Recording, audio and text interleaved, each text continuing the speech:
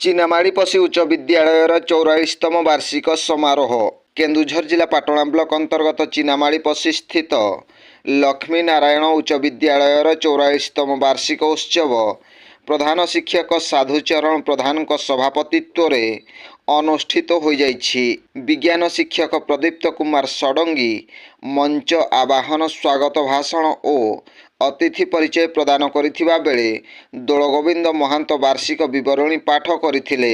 ସାଧାରଣ ସଭାରେ ମୁଖ୍ୟ ଅତିଥି ଭାବେ ଘଟଗାଁ ମହାବିଦ୍ୟାଳୟର ଅବସରପ୍ରାପ୍ତ ଅଧ୍ୟକ୍ଷ ଡକ୍ଟର ରଞ୍ଜନ କୁମାର ପଣ୍ଡା, ମୁଖ୍ୟ ବକ୍ତା ଭାବେ ଅବସରପ୍ରାପ୍ତ ପ୍ରଧାନ ଶିକ୍ଷକ ସୁରେଶ ଚନ୍ଦ୍ର ମହାନ୍ତ, ସମ୍ମାନିତ ଅତିଥି ଭାବେ ଏହି ବିଦ୍ୟାଳୟର ଅବସରପ୍ରାପ୍ତ ପ୍ରଧାନ ଶିକ୍ଷକ ରାମଚନ୍ଦ୍ର ନାୟକ, ବରିଷ୍ଠ ସାମ୍ବାଦିକ ନୃସିଂହନାଥ ସିଂହ, ପଲାଣଘାଟି ଉଚ୍ଚ ବିଦ୍ୟାଳୟର ପ୍ରଧାନ ଶିକ୍ଷକ ପ୍ରସନ୍ନ କୁମାର ପଲେଇ, ପାଟଣା ବ୍ଲକ ଅଧ୍ୟକ୍ଷା ବୀଣାପାଣି ନାୟକ, ପୂର୍ବତନ ବ୍ଲକ ଅଧ୍ୟକ୍ଷ ବିଶ୍ୱନାଥ ନାୟକ, ଏବିଇଓ ପ୍ରକାଶ କୁମାର ରାୟ ପ୍ରମୁଖ ଯୋଗଦେଇ ଛାତ୍ରଛାତ୍ରୀଙ୍କୁ ମାର୍ଗଦର୍ଶନ ଦେଇଥିଲେ। ପ୍ରଥମେ ମୁଖ୍ୟ ଅତିଥି ଡକ୍ଟର ପଣ୍ଡା ଓ ବ୍ଲକ ଅଧ୍ୟକ୍ଷା ବୀଣାପାଣି ନାୟକଙ୍କ ଦ୍ୱାରା ପଞ୍ଚସଖା ସେତୁ ଯୋଜନାରେ ନିର୍ମାଣ କରାଯାଇଥିବା ସେଲ୍ଫି ପଏଣ୍ଟକୁ ଉଦ୍ଘାଟନ କରାଯିବା ପରେ ସାଧାରଣ ସଭା ଅନୁଷ୍ଠିତ ହୋଇଥିଲା। ପରେ ଛାତ୍ରଛାତ୍ରୀଙ୍କ ଦ୍ୱାରା ନୃତ୍ୟ ଗୀତ କାର୍ଯ୍ୟକ୍ରମକୁ ଗ୍ରାମର ସମସ୍ତ ଭଦ୍ର ବ୍ୟକ୍ତି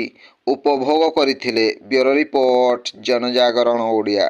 ଭିଡ଼ିଓ ଗୁଡ଼ିକ ଆପଣମାନଙ୍କୁ ଭଲ ଲାଗୁଥିଲେ ଆମ ଚ୍ୟାନେଲକୁ ସବସ୍କ୍ରାଇବ୍ କରିବା ସହ ଲାଇକ୍, ସେୟାର କରିବାକୁ ଭୁଲନ୍ତୁ ନାହିଁ।